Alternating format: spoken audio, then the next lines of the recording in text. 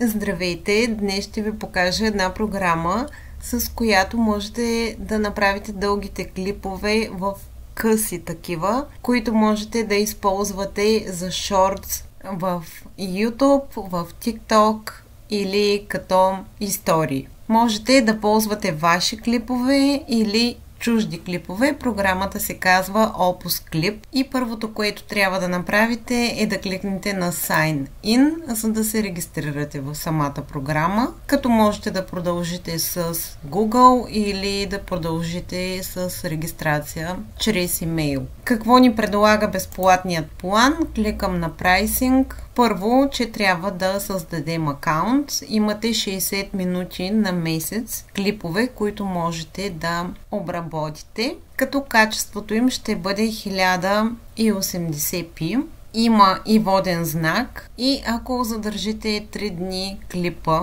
в самата програма без да го теглите, той няма да може да бъде изтеглен. Когато се регистрирате, ще ви се отвори ето този дашборд. Тук можете да качите вашият линк. Какво имам на предвид? Вземам едно от моите видеа, което е дълго 12 минутки. Копирам си линка и го поставям тук. След което кликам на Get Clips in One Click и изчаквам клипчето да се обработи. И така, клипчето ни е готово. Има надпис New. Кликам на него. И както виждате, освен че клипчето е готово, можем да се го пуснем за тези от вас, които се затрудняват да пишат на английски. Имайте на предвид, че когато пишете какво точно и коя част се е записала, както и тук можем да прочетем.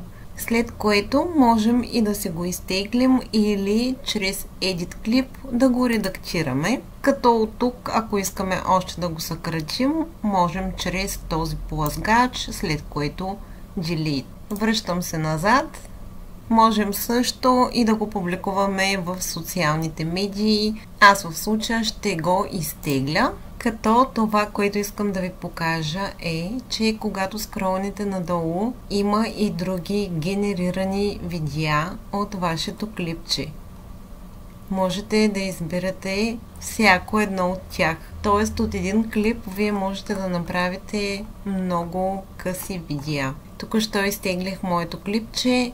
Сега ще го пусна. За тези от вас, които и както виждате, дори ми се генерира с английски, имайте на предвид, че когато пишете промпт, това е подсказка. Вие трябва да обясните с...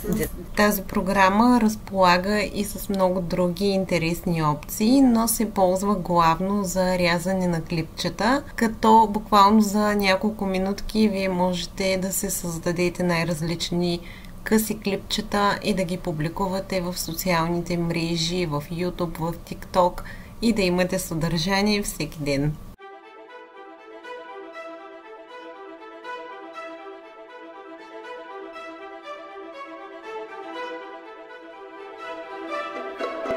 Можете да се свържете с нас на имейл help@irinatancheva.com, на нашия сайт www.irinatancheva.com или на страничката Сбъдване на мечтите.